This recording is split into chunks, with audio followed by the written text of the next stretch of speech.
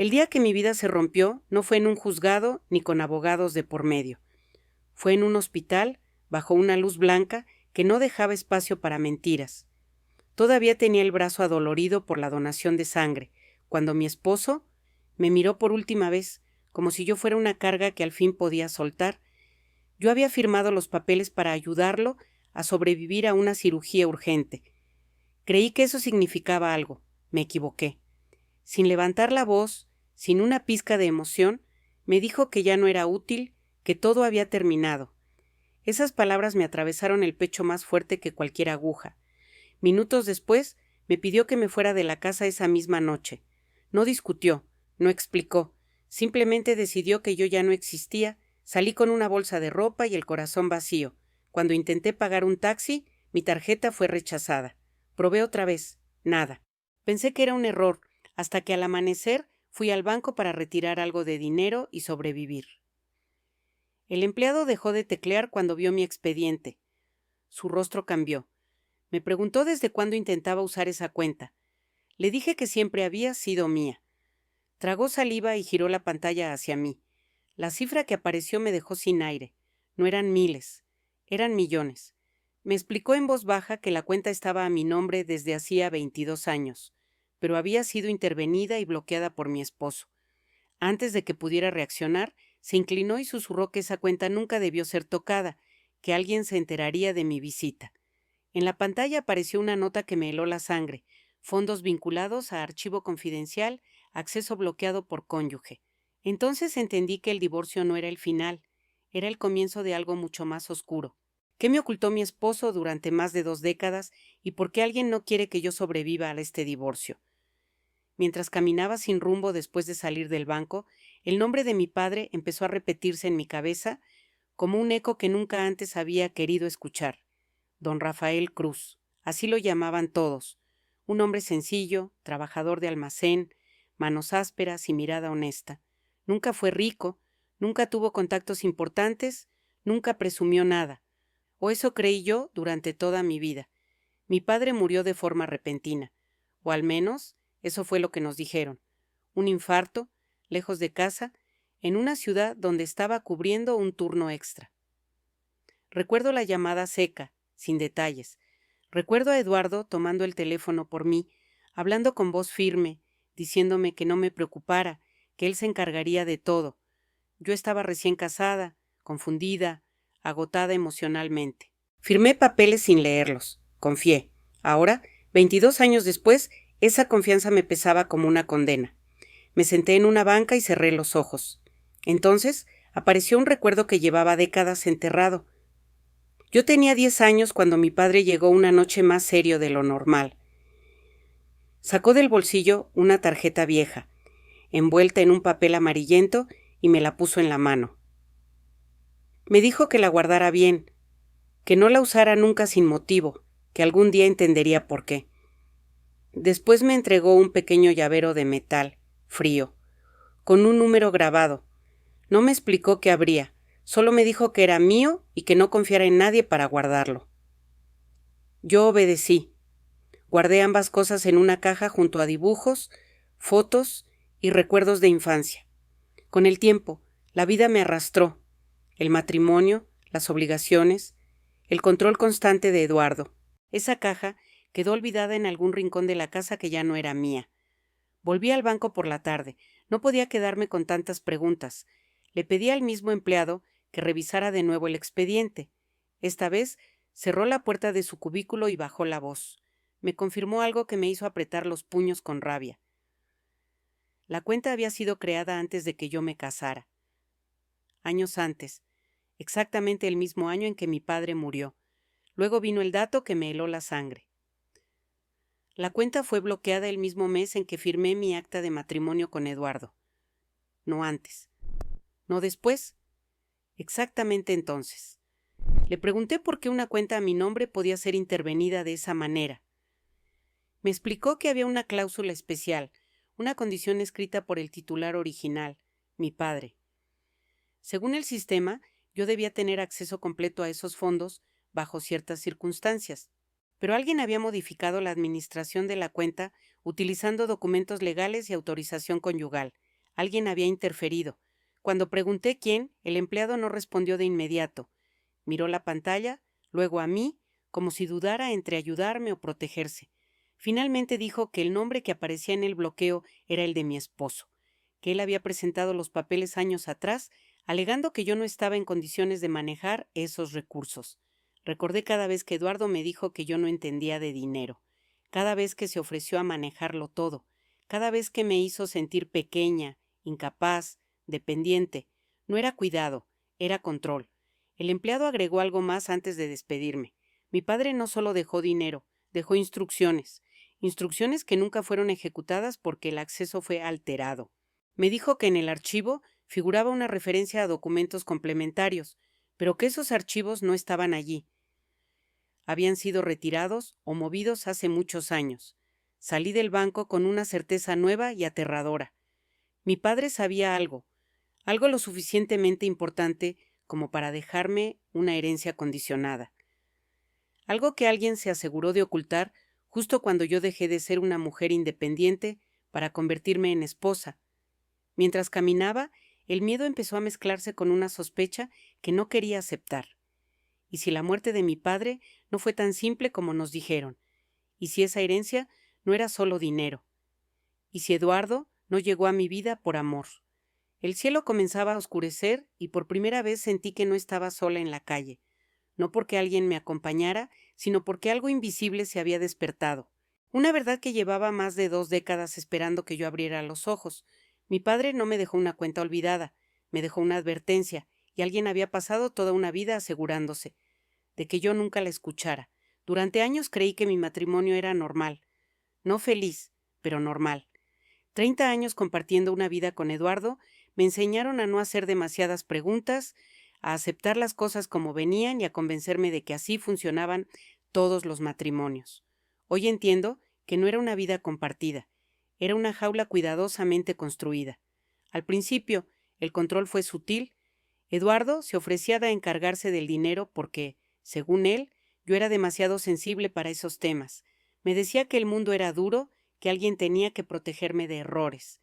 Yo acepté, no porque no pudiera, sino porque quería creer que eso era amor. Cada vez que preguntaba por una cuenta, por un gasto, por un ahorro, él sonreía con paciencia y me explicaba lo poco que sabía. Con el tiempo dejé de preguntar. Después vinieron los amigos. Poco a poco, mis amistades comenzaron a desaparecer. Eduardo siempre encontraba una razón. Esa persona no te conviene. Esa amiga habla mal de nosotros. Esa gente solo quiere aprovecharse. Yo le creí. Me fui quedando sola sin darme cuenta. Cuando quise retomar contacto, ya era tarde. Me sentía incómoda, fuera de lugar, como si yo fuera el problema. Las decisiones personales también dejaron de ser mías. Si quería trabajar, él decía que no valía la pena. Si quería estudiar algo nuevo, me preguntaba para qué, a mi edad. Si hablaba de hacer algo por mi cuenta, su rostro cambiaba. No gritaba, no golpeaba, simplemente retiraba su apoyo, su dinero, su aprobación, y yo aprendí a retroceder. Cada intento de independencia terminaba con una consecuencia, una discusión silenciosa, una semana sin dinero, un comentario venenoso sobre mi incapacidad, y sin darme cuenta empecé a creerlo. Empecé a verme como él me veía, inútil, dependiente, un estorbo que necesitaba ser guiado. Hubo momentos en los que algo dentro de mí intentó despertar. Recuerdo una vez que quise abrir una cuenta bancaria a mi nombre para guardar un pequeño ahorro. Eduardo se enteró. No sé cómo, pero lo supo. Esa noche me dijo que yo no entendía nada, que podía meterme en problemas, que era mejor que él manejara todo. Al día siguiente, el tema desapareció. Yo también. Otra vez quise retomar contacto con una antigua amiga. Él me dijo que era una mala influencia, que hablaba mal de mí, que no me respetaba. Yo corté la relación. Hoy me pregunto cuántas de esas historias fueron inventadas. Mientras recordaba todo eso, la advertencia del banco volvió a mi mente como una alarma. Alguien será notificado de que usted vino aquí. Esa frase no solo hablaba de un sistema automático, hablaba de vigilancia, de control que nunca se había detenido, ni siquiera después del divorcio. Comprendí entonces que Eduardo no solo había manejado mi vida por costumbre, lo había hecho por necesidad. Cada vez que yo intentaba salir de su control, él reaccionaba, no por celos, por miedo. Me sentí observada mientras caminaba de regreso a la calle. No vi a nadie, pero la sensación estaba allí, pesada, pegajosa, como si durante años alguien hubiera estado pendiente de cada uno de mis pasos, esperando que yo no diera ninguno fuera del camino que habían trazado para mí. 30 años creyendo que yo no servía para nada. 30 años aceptando una versión de mí que no era real. Y ahora, con una cuenta bloqueada, una herencia intervenida y una advertencia silenciosa flotando en el aire, empecé a entender algo que me dio escalofríos. Mi matrimonio no fue un error, fue una prisión diseñada con paciencia, y yo acababa de mover el primer ladrillo que la sostenía. Desde el momento en que salí del banco, tuve la sensación de que algo había cambiado a mi alrededor. No era solo miedo. Era una certeza incómoda, como si el aire se hubiera vuelto más denso y cada paso que daba resonara demasiado fuerte. Caminé despacio, observando los reflejos en las vitrinas, las sombras que se movían detrás de mí, los autos que parecían reducir la velocidad cuando yo cruzaba la calle. Intenté convencerme de que era paranoia. Después de todo, acababa de descubrir que mi vida entera estaba construida sobre una mentira. Pero esa sensación no desaparecía. Al contrario, crecía. Fue entonces cuando lo vi por primera vez. Estaba del otro lado de la calle, apoyado contra un poste, con una gorra oscura que le cubría parcialmente el rostro. No hacía nada en particular. No hablaba por teléfono, no fumaba. Solo miraba. Cuando mis ojos se cruzaron con los suyos, no apartó la mirada. Sentí un escalofrío recorrerme la espalda. Crucé la calle de inmediato, fingiendo calma. Cuando miré hacia atrás, él también había cruzado. No corrí. No sabía si era prudente. Caminé más rápido, entré a una tienda, salí por otra puerta. Al volver a mirar, ya no estaba. Pero la tranquilidad no volvió. Sabía que aquello no había sido casualidad. No podía ir a cualquier lugar. No podía volver a la casa de la que me habían echado. Entonces pensé en Elena. Elena era mi amiga desde antes de conocer a Eduardo. Habíamos crecido juntas, compartido secretos, sueños, risas.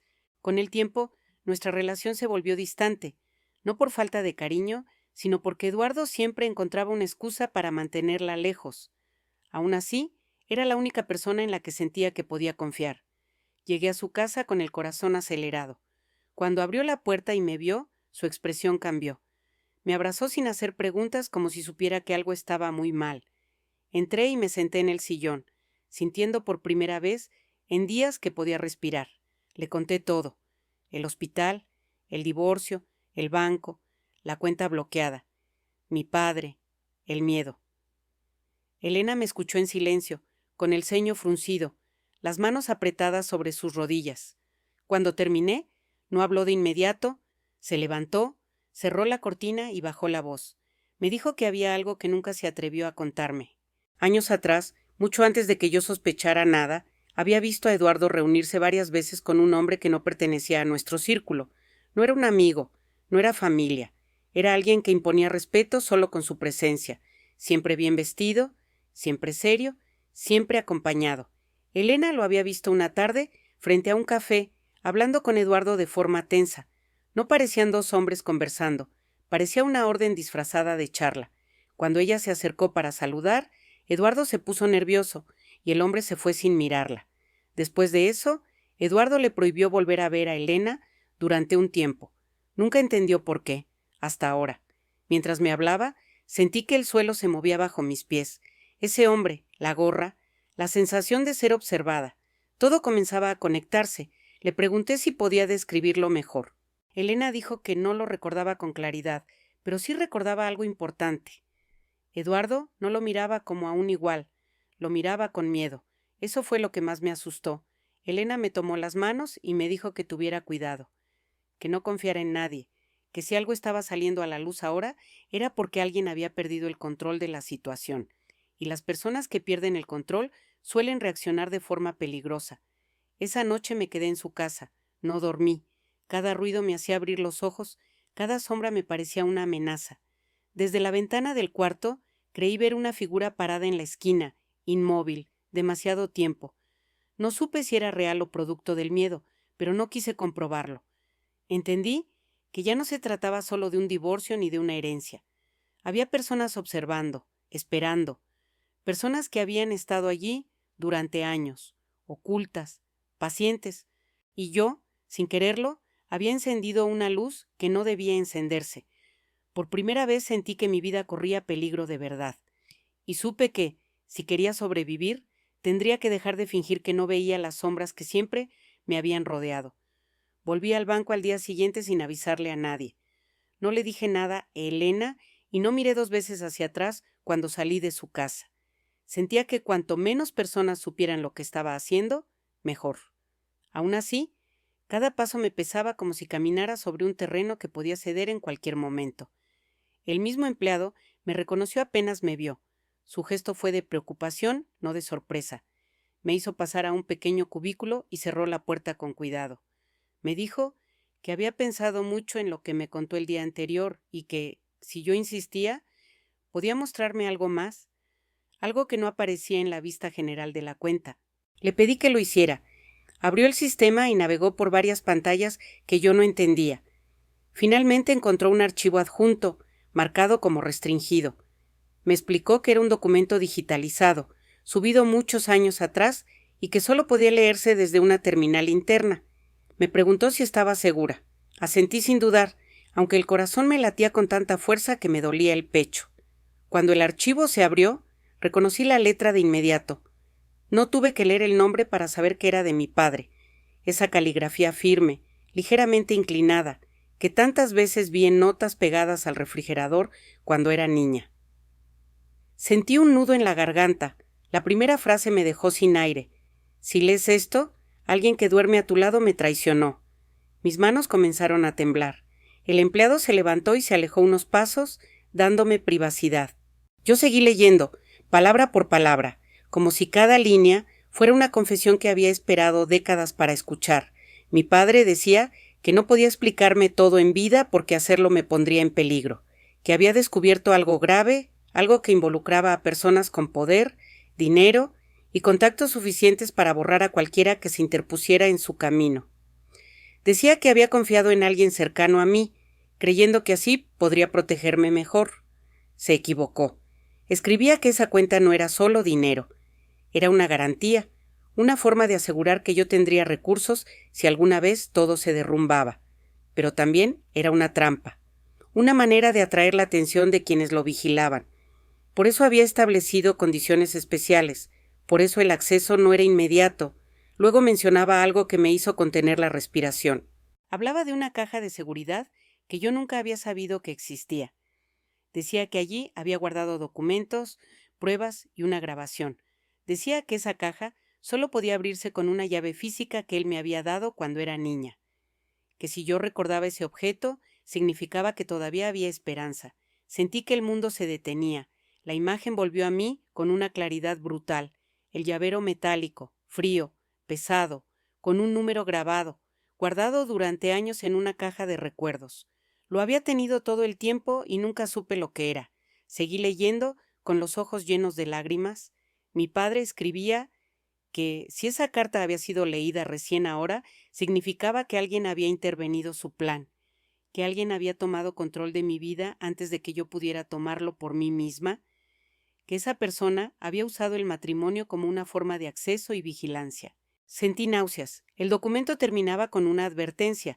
Decía que, si yo había llegado hasta allí, debía tener cuidado, que las personas involucradas no toleraban perder el control, que no confiara en nadie sin estar segura, y que, sobre todo, no volviera a la casa donde había vivido con mi esposo hasta recuperar la llave y abrir la caja.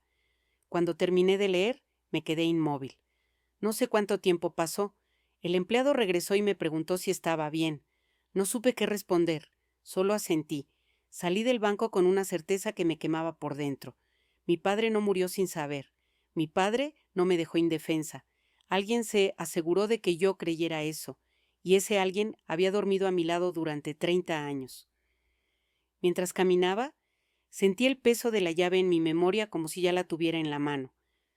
Sabía exactamente dónde estaba, en la casa de la que me habían echado, en una caja que nadie había considerado importante, en un objeto que Eduardo nunca tomó en serio porque nunca supo lo que habría. Por primera vez desde que todo comenzó, sentí algo distinto al miedo. Sentí claridad. La verdad no estaba perdida, estaba esperando. Pero también supe algo más. Si mi padre había tenido razón, si esa carta existía, si esa caja contenía lo que él decía, entonces yo no era la única que podía buscarla. Y alguien, en algún lugar, no iba a permitir que yo llegara primero. Sabía que no podía volver a la casa sola. No después de leer la carta de mi padre. No después de sentir que alguien me observaba incluso cuando creía estar a salvo. Pero también sabía que la llave estaba allí, escondida en una caja de recuerdos que nadie había tocado en años. Esa caja seguía en la casa que ya no era mía, la misma de la que Eduardo me había echado como si fuera un objeto viejo. Pensé en Elena. Llamarla fue difícil. No quería arrastrarla a algo que todavía no entendía del todo, pero no tenía otra opción. Le expliqué con cuidado, sin entrar en demasiados detalles, que necesitaba recuperar una caja pequeña, sin valor aparente, que estaba en el closet del cuarto que antes usaba como estudio. Elena guardó silencio unos segundos y luego dijo que iría. Dijo que Eduardo jamás sospecharía de ella. Quedamos en que yo esperaría en un café cercano. Nada de mensajes largos, nada de llamadas innecesarias. Solo un aviso cuando tuviera la caja en sus manos. Los primeros minutos pasaron rápido. Intenté concentrarme en el ruido del lugar, en las conversaciones ajenas, en el vapor del café que subía lentamente. Miré el reloj una y otra vez. 10 minutos, 15, 20. No pasó nada. A los 30 minutos empecé a sentir un nudo en el estómago. Elena siempre fue puntual, siempre avisaba. Escribí un mensaje corto preguntando si todo estaba bien. No hubo respuesta. Me repetí que estaba exagerando, que quizás había tardado más de lo esperado, que entrar a una casa ajena después de un divorcio no era sencillo. Pasó una hora. El café ya estaba frío cuando mi teléfono vibró. Sentí alivio al ver su nombre en la pantalla, pero ese alivio duró apenas un segundo. El mensaje era corto, demasiado corto. No regreses. Ellos saben. Me quedé paralizada. Leí el mensaje una y otra vez, esperando encontrar una explicación entre las palabras. Le escribí de inmediato preguntando dónde estaba, si estaba bien, quiénes eran ellos. El mensaje quedó en visto, pero no hubo respuesta. El pánico me subió por la garganta como una ola violenta. Miré alrededor del café, de repente consciente de cada rostro, de cada movimiento. Sentí que todos podían estar mirando mi teléfono, leyendo conmigo ese mensaje que no explicaba nada y lo explicaba todo al mismo tiempo. Ellos saben. ¿Saben qué? ¿Saben de la caja? ¿Saben de la llave? ¿Saben de mí? Intenté llamar a Elena. Una vez. 2 veces. Nada. El silencio del otro lado de la línea me pesó más que cualquier grito. Pensé en correr hacia la casa, pero algo me detuvo. La advertencia era clara. No regreses. Me levanté del asiento sin terminar el café. Al hacerlo, choqué con una silla y el ruido me hizo sobresaltar. Sentí miradas sobre mí, aunque no supe si eran reales o producto del miedo. Salí a la calle y respiré hondo, intentando ordenar mis pensamientos. Caminé rápido, cambié de acera, entré a una tienda y salí por otra puerta. Cada sombra parecía moverse. Cada hombre con gorra me parecía él mismo. No sabía si me seguían, pero sentía que no estaba sola. El teléfono volvió a vibrar. Por un segundo pensé que era Elena. No lo era. Era un número desconocido. No contesté, lo bloqueé. El miedo me decía que no debía hablar con nadie que no conociera. Me senté en una banca del parque más cercano, tratando de no llamar la atención. Pensé en Elena, en su rostro cuando aceptó ayudarme, en la naturalidad con la que dijo que todo estaría bien. Me sentí culpable. Yo la había metido en esto. Yo había abierto una puerta que no sabía cómo cerrar. El mensaje volvió a aparecer en mi mente como una sentencia. Ellos saben. No decía quiénes eran, pero yo lo intuía. Las mismas personas que habían vigilado a mi padre. Las mismas que habían intervenido la cuenta. Las mismas que habían usado a mi esposo como una pieza más. Si sabían de la caja, significaba que sabían de la carta. Y si sabían de la carta, significaba que el tiempo se había acabado. Mi teléfono permaneció en silencio durante horas. Cada minuto se sentía eterno. Cuando por fin vibró de nuevo, mis manos temblaban tanto que casi lo dejé caer. Era otro mensaje de Elena. Estoy bien. Salí a tiempo. No puedo hablar ahora. No confíes en nadie. Te explicaré después. No decía dónde estaba. No decía qué había visto. No decía quiénes habían entrado en la casa, pero decía lo suficiente para confirmar mis peores sospechas. Alguien había llegado mientras ella estaba allí. Alguien que no debía estar. Me llevé la mano al pecho, intentando calmar el latido desbocado de mi corazón. La caja seguía en la casa. La llave seguía fuera de mi alcance. Y ahora, quienes habían pasado décadas ocultando la verdad, sabían que yo estaba cerca de encontrarla. Miré el cielo oscurecerse y sentí un frío profundo que no tenía nada que ver con el clima. Entendí que ya no se trataba solo de descubrir qué me ocultaron. Se trataba de sobrevivir el tiempo suficiente para hacerlo. Y por primera vez tuve miedo de no lograrlo. El teléfono sonó cuando ya había anochecido por completo. Yo estaba sentada en una habitación prestada, con la luz apagada, escuchando mi propia respiración como si fuera demasiado ruidosa. El número no estaba guardado. Dudé unos segundos antes de contestar. Algo dentro de mí me decía que no lo hiciera, pero otra parte, más profunda, sabía que esa llamada no era casual. Respondí. Del otro lado, una voz masculina pronunció mi nombre completo, despacio, como si lo hubiera ensayado durante años. Me preguntó si era Isabel Cruz. No respondió cuando le pregunté quién era. Solo dijo que había llegado el momento, que había esperado demasiado, que mi padre también había esperado. Mi cuerpo se tensó por completo. Dijo llamarse Mateo. Dijo que había trabajado con mi padre muchos años atrás, no como amigo cercano, sino como alguien que sabía escuchar, observar y guardar silencio. Me dijo que mi padre le dejó instrucciones claras, que si algún día yo tocaba la cuenta, si alguien intervenía, lo que nunca debió tocarse, él debía encontrarme. Sentí que el aire me faltaba. Mateo habló sin rodeos. Me dijo que mi padre no era solo un trabajador de almacén, que ese era el disfraz perfecto. Durante años, don Rafael había recopilado pruebas de movimientos financieros ilegales, desvíos de dinero, empresas fantasma, cuentas ocultas, personas importantes, personas peligrosas, políticos, empresarios, intermediarios, una red que se sostenía sobre el silencio de muchos. Mi padre había descubierto algo que no debía descubrir, y cuando intentó salir, cuando quiso protegerme, ya era demasiado tarde. Mateo me explicó que las pruebas no estaban en un solo lugar, que mi padre las había dividido, escondido, distribuido con cuidado. La cuenta bancaria era solo una parte del plan, no era una herencia para hacerme rica, era un seguro, un anzuelo, una forma de saber cuándo el peligro se activaría. Le pregunté por qué no me dijo nada antes. Su silencio fue largo. Me respondió que mi padre le prohibió acercarse a mí mientras yo estuviera bajo el control de mi esposo, que intervenir antes habría significado ponerme en la mira de personas que no dudaban en desaparecer a quien se interpusiera. Entonces dijo lo que terminó de romperme. Me dijo que Eduardo no apareció en mi vida por casualidad, que fue colocado, que alguien lo eligió, lo preparó y lo envió, que su trabajo nunca fue amarme, sino vigilarme, mantenerme controlada, impedir que yo accediera a lo que mi padre dejó, asegurarse de que yo nunca hiciera preguntas. Sentí náuseas. 30 años de matrimonio se desmoronaron en segundos. Cada gesto de protección, cada palabra amable, cada sacrificio que yo creí mutuo, todo era una actuación, una estrategia. Yo no había sido una esposa, había sido una pieza. Le pregunté si Eduardo sabía que mi padre iba a morir. Mateo guardó silencio otra vez. Luego dijo que sí, que no fue él quien dio la orden, pero fue quien entregó la información necesaria para localizarlo, que eligió salvarse a sí mismo. Las lágrimas comenzaron a correr por mi rostro sin que pudiera detenerlas.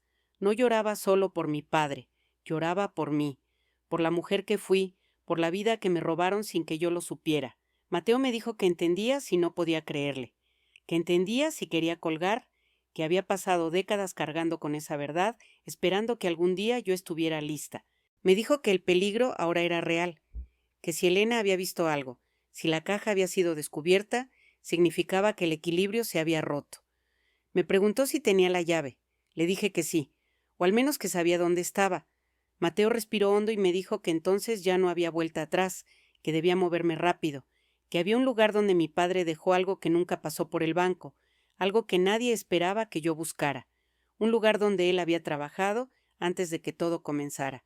Un sitio olvidado, fuera de los registros importantes. Me dio una dirección. Antes de colgar, me dijo algo que me dejó helada.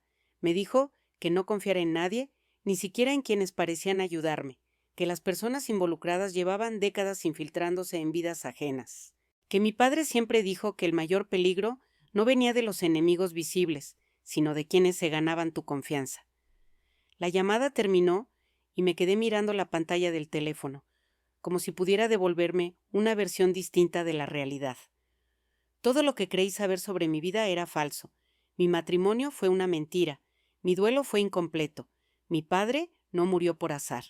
Me levanté con las piernas temblorosas, pero con algo nuevo ardiendo en el pecho. No era solo miedo, era rabia. Una rabia profunda, silenciosa, que me obligó a mantenerme en pie. Si Eduardo había sido enviado para controlarme, si había sacrificado a mi padre para protegerse, entonces no se trataba solo de descubrir la verdad, se trataba de enfrentarla. Y por primera vez desde que todo comenzó, supe que alguien había estado esperando este momento tanto como yo. Mateo pasó por mí antes del amanecer. No me avisó con tiempo ni me explicó nada por teléfono. Solo dijo que era ahora o nunca. Subí a su coche sin hacer preguntas, con el corazón latiendo tan fuerte que me dolían las sienes.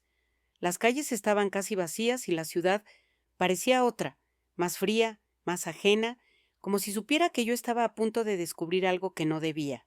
Condujimos durante casi una hora, alejándonos del centro, entrando en zonas industriales olvidadas, donde los edificios parecían haber sido abandonados por el tiempo. Mateo no hablaba. Sus manos firmes en el volante y su mirada fija en la carretera me decían que ese lugar no era un recuerdo agradable para él. Cuando se detuvo, lo supe sin que dijera una palabra. La bodega estaba frente a nosotros, vieja, oxidada, con un letrero torcido apenas legible. Recordé haber pasado por allí de niña, tomada de la mano de mi padre, sin entender por qué ese sitio era importante. Nunca imaginé que ese sería el punto donde todo comenzó. Entramos con cuidado. El aire olía a polvo, aceite viejo y humedad. Cada paso resonaba demasiado fuerte en el silencio. Mateo encendió una linterna y me indicó que lo siguiera. Caminamos entre cajas rotas, estanterías vacías y máquinas cubiertas por telas descoloridas. El lugar parecía muerto, pero al mismo tiempo cargado de algo invisible. Mateo se detuvo frente a una pared del fondo y empujó un panel suelto. Detrás apareció un compartimiento oculto.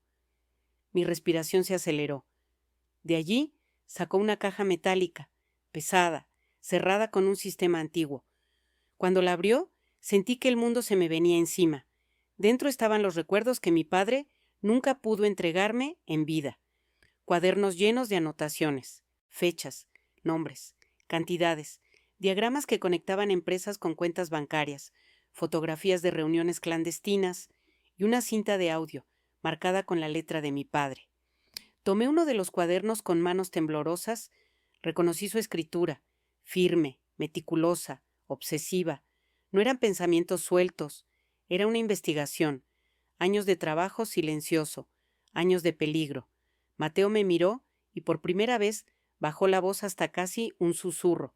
Me dijo que mi padre no murió de un infarto, que lo siguieron durante meses, que intentaron comprarlo primero, luego amenazarlo, que cuando se negó a entregar lo que había reunido, lo hicieron desaparecer.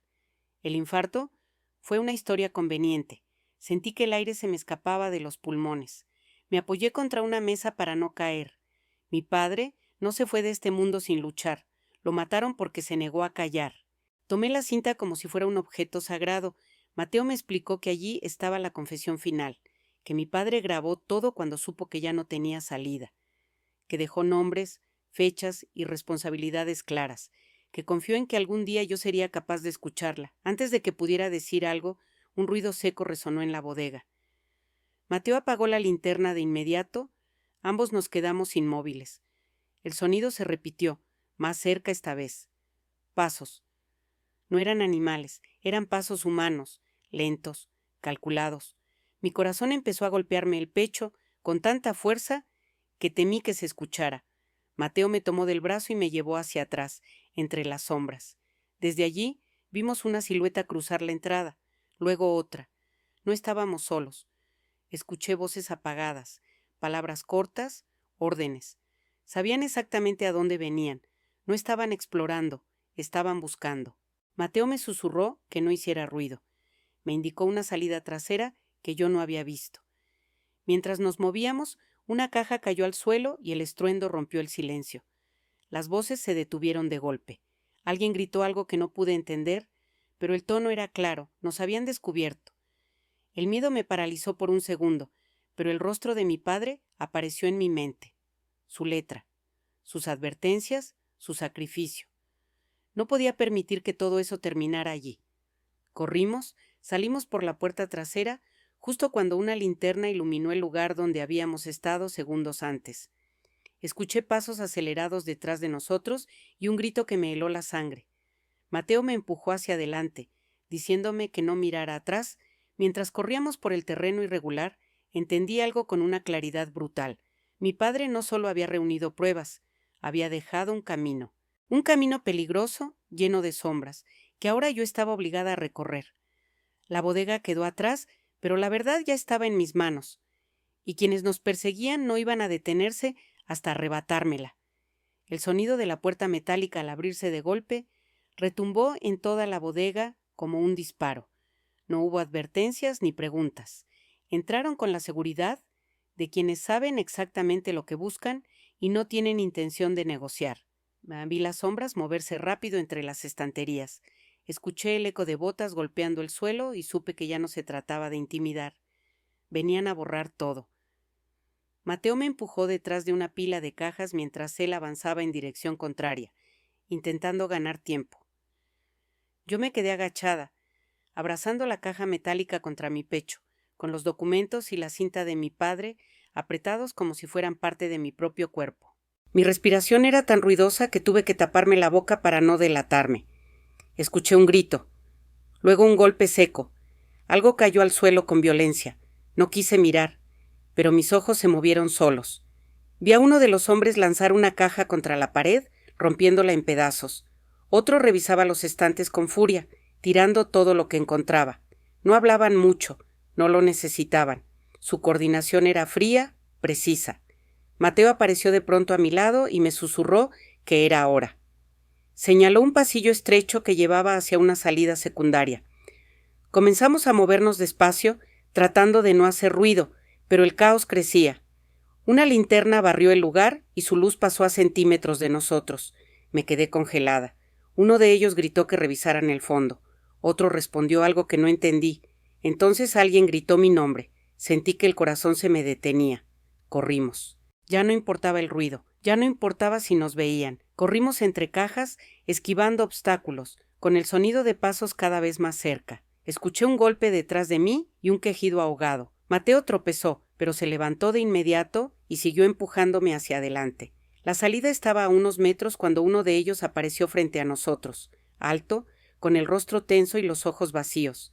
Levantó el brazo para detenernos, pero Mateo se lanzó contra él sin pensarlo. Cayeron al suelo forcejeando. Yo dudé un segundo que se sintió eterno. Mateo me gritó que siguiera, que no mirara atrás, que no me detuviera. Quise ayudarlo, quise volver. Pero entendí lo que estaba haciendo. Estaba comprando tiempo, estaba entregándose para que yo pudiera salir. Corrí. Salí de la bodega con el aire cortándome los pulmones. Mis piernas temblaban, pero no se detuvieron. Escuché gritos detrás de mí, órdenes, pasos acelerados. Alguien disparó al aire. El sonido me hizo gritar, pero seguí corriendo. No sabía hacia dónde iba, solo sabía que tenía que alejarme. Crucé un terreno lleno de escombros, salté una reja baja y caí al otro lado raspándome las manos. El dolor fue inmediato, pero no me detuvo. Me levanté y seguí. Cuando por fin me escondí detrás de un camión abandonado, me atreví a mirar atrás. La bodega estaba iluminada por varias linternas. Vi sombras moverse rápido. Vi a uno de los hombres salir y mirar alrededor. Me tapé la boca para no sollozar. Mateo no salió. Me quedé allí, inmóvil, durante lo que me parecieron horas. No sé cuánto tiempo pasó hasta que el lugar quedó en silencio. Cuando ya no escuché nada, me permití llorar. Lloré en silencio, con el cuerpo encogido, sintiendo una culpa profunda y un dolor que me atravesaba el pecho. Mateo había dado su vida para que yo pudiera escapar, para que la verdad no muriera con él, para que el sacrificio de mi padre no fuera en vano. Miré la caja metálica entre mis brazos. Las pruebas seguían allí, los cuadernos, las fotos, la cinta, todo lo que ellos querían destruir, todo lo que podía derrumbarlos. Me limpié las lágrimas con el dorso de la mano y respiré hondo. Ya no había marcha atrás, no podía esconderme. No podía huir para siempre. Habían intentado matarme, habían matado a mi padre. Ahora habían matado a un hombre que solo quiso ayudarme. Me levanté despacio, con el cuerpo adolorido, pero la mente clara. Tenía miedo, sí, pero también tenía algo más fuerte. Una determinación que no había sentido nunca. Si me estaban cazando, significaba que estaba en el camino correcto, y no iba a detenerme ahora. Llegué a la bóveda cuando ya no quedaban fuerzas en mi cuerpo, pero algo dentro de mí seguía empujando. No sé cómo caminé esas últimas calles, ni cómo logré mantener la calma frente a personas que no sabían que yo llevaba la verdad apretada contra el pecho. Solo recuerdo el peso de la llave en mi mano, pequeña, fría, la misma que mi padre me dio cuando era niña sin explicaciones, como si supiera que algún día ese objeto sería más importante que cualquier palabra. El lugar estaba casi vacío, un pasillo largo, luces bajas, un silencio que imponía respeto. El guardia me miró con curiosidad, pero no hizo preguntas. Dije mi nombre, lo había ensayado en mi cabeza, Isabel Cruz. Él revisó una lista, asintió y me indicó el camino. Cada paso resonaba como si el edificio entero supiera lo que estaba a punto de ocurrir. La puerta de la bóveda era más pequeña de lo que imaginé, sólida, antigua. El metal estaba desgastado por los años. Introduje la llave, con manos temblorosas. Por un segundo dudé. Pensé en mi padre, en Mateo, en Elena, en todo lo que ya se había perdido. Giré la llave. El sonido del mecanismo al abrirse fue seco, definitivo. No hubo vuelta atrás. Dentro encontré una caja fuerte abierta, y sobre una mesa metálica, varios sobres sellados, un cuaderno grueso y una carpeta negra, con el nombre de mi padre escrito a mano. Me acerqué despacio, como si temiera que todo desapareciera si me movía demasiado rápido. Tomé el cuaderno primero, reconocí la letra de inmediato. Cada trazo era una parte de él. Las primeras páginas eran registros financieros, fechas, montos, nombres de empresas, pero más adelante la escritura cambiaba. Se volvía más urgente, más apretada. Mi padre escribía sobre amenazas, seguimientos, reuniones forzadas, sobre un hombre que se había acercado a mí con demasiada facilidad, sobre un matrimonio que no le daba tranquilidad. Pasé la página y vi el nombre de Eduardo por primera vez, escrito con tinta más oscura, subrayado. Sentí un golpe en el estómago, seguí leyendo con el corazón acelerado. Mi padre había descubierto la conexión antes de morir. Sabía que Eduardo trabajaba para quienes querían silenciarlo. Sabía que su presencia en mi vida no era casualidad. Abrí la carpeta negra. Dentro había fotografías. Una de ellas me dejó sin aliento. Eduardo, más joven, de pie junto a un hombre que yo no conocía, pero cuya expresión transmitía poder y amenaza. Había documentos firmados, transferencias, correos impresos, pruebas claras de colaboración. Mis manos comenzaron a temblar con más fuerza. Todo encajaba. El control, el miedo, el aislamiento. No era solo crueldad, era estrategia. Tomé uno de los sobres sellados y lo abrí. Era una carta corta, escrita con prisa. Mi padre decía que si yo estaba leyendo eso, significaba que había fallado en protegerme, que Eduardo no solo sabía lo que iba a pasarle, sino que había entregado información clave para localizarlo, que eligió su propia seguridad sobre la vida de otro hombre. Sentí que el mundo se me venía encima. No lloré, no grité. Me quedé en silencio, con el papel apretado entre los dedos, sintiendo cómo algo dentro de mí se rompía para siempre. Durante años me vi como una víctima, una mujer débil, alguien a quien la vida le había pasado por encima, pero allí, frente a esas pruebas, entendí algo distinto. No me habían elegido por azar. Me habían elegido porque subestimaron mi capacidad de llegar hasta el final. Guardé los documentos con cuidado, cerré la carpeta, respiré hondo. El miedo seguía allí, pero ya no dominaba cada pensamiento. En su lugar había una claridad firme, incómoda, poderosa. Mi padre no murió para que yo huyera. Mateo no se sacrificó para que yo me escondiera. Todo esto existía para ser visto, para ser escuchado, para derrumbar a quienes habían construido su poder sobre el silencio de otros. Salí de la bóveda con la espalda recta. Ya no era la mujer que había salido del hospital con una bolsa de ropa y el corazón roto. Ya no era la esposa expulsada sin explicaciones. Ya no era la hija que creyó una mentira durante décadas. Ahora sabía la verdad y con esa verdad en mis manos dejé de ser una víctima. Me convertí en una amenaza para quienes pensaron que podían usarme y descartarme. El miedo ya no me decía que huyera, me decía que avanzara, y esta vez no iba a detenerme. No fui a la policía, no todavía. Sabía que hacerlo en ese momento era arriesgado. Mi padre lo había intentado por los canales correctos y terminó muerto. Mateo confió en el silencio y lo cazaron. Yo no iba a repetir el mismo error. Si iba a decir la verdad, tenía que hacerlo donde no pudieran apagarla. Por eso busqué a una periodista independiente. Se llamaba Lucía Herrera. No trabajaba para grandes medios ni respondía a intereses políticos. Vivía de investigaciones incómodas, de historias que nadie quería publicar.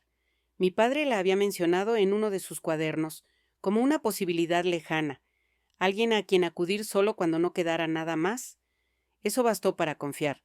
Cuando me recibió, no me ofreció café ni palabras amables. Me miró a los ojos y me pidió que empezara desde el principio. Le conté todo: el matrimonio, el control, la cuenta bloqueada, la carta de mi padre, la bodega, la persecución, la muerte de Mateo. Mientras hablaba, ella no me interrumpía. Solo tomaba notas y, de vez en cuando, respiraba hondo. Le mostré las pruebas, los documentos, las fotografías, la grabación.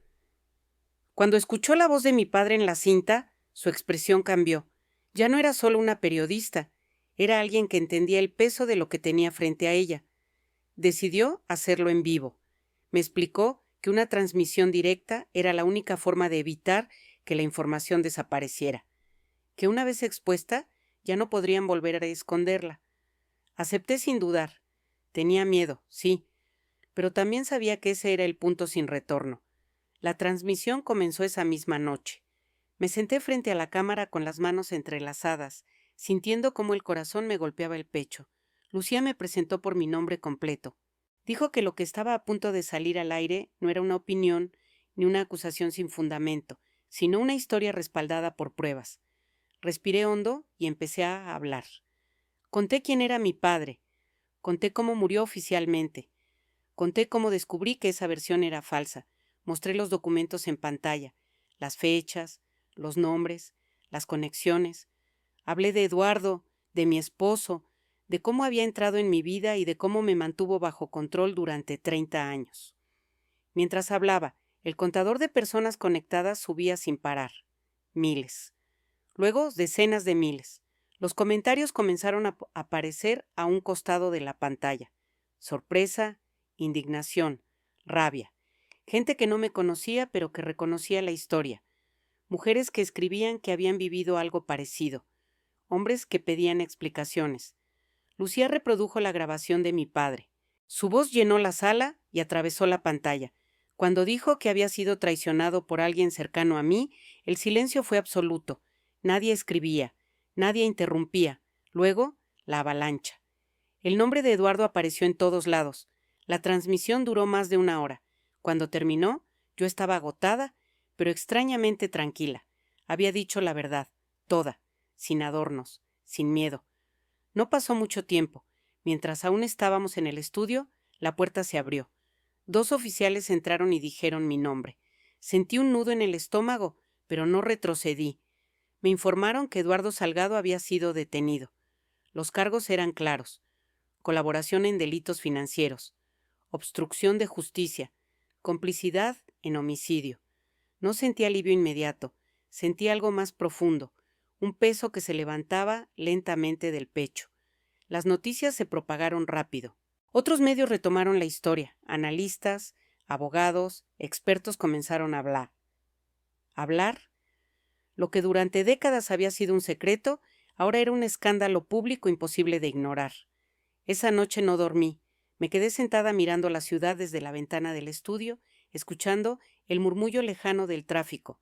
Pensé en mi padre, en Mateo, en Elena. Pensé en la mujer que fui durante 30 años y en la que era ahora. La verdad había salido a la luz. Y una vez que la verdad respira, ya no vuelve a encerrarse. Hoy vivo sola en un departamento pequeño, con ventanas que dejo abiertas cada mañana para que entre el aire. No es lujoso ni perfecto, pero es mío. Nadie decide por mí qué hacer, qué pensar o cuándo callar. Por primera vez en muchos años, el silencio no me asusta, me acompaña. No voy a decir que el dolor desapareció. No es verdad. Hay noches en las que recuerdo a mi padre y el pecho se me cierra. Hay momentos en los que pienso en Mateo y en todo lo que se perdió para que yo pudiera seguir adelante. A veces la rabia vuelve, otras veces la culpa. Pero ya no huyo de esas emociones. Las miro de frente, ya no tienen poder sobre mí. Aprendí que la libertad no llega de golpe. Se construye. Un día sin miedo. Una decisión propia. Un límite que antes no existía. Durante décadas creí que mi vida ya estaba escrita, que a cierta edad solo quedaba aceptar lo que tocó. Me equivoqué. Nunca es tarde para recuperar tu vida. No importa cuántos años hayas vivido en silencio, ni cuántas veces te hicieron creer que no valías, que no sabías, que no podías. Siempre hay un momento en el que algo se rompe y deja entrar la verdad. Cuando eso pasa, lo más difícil no es descubrirla, es atreverte a sostenerla. Si esta historia te tocó, si en algún momento sentiste rabia, tristeza o identificación con lo que viví, te invito a apoyar este canal con un me gusta. No por mí, sino por todas las historias que todavía no se han contado. Cuéntame en los comentarios qué habrías hecho tú en mi lugar. Me gusta leerlos y saber que no estamos solos en estas preguntas, y si quieres seguir escuchando historias reales, profundas y humanas, suscríbete.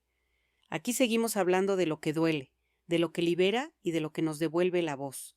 Gracias por quedarte hasta el final. Esta vez, esta vida es mía.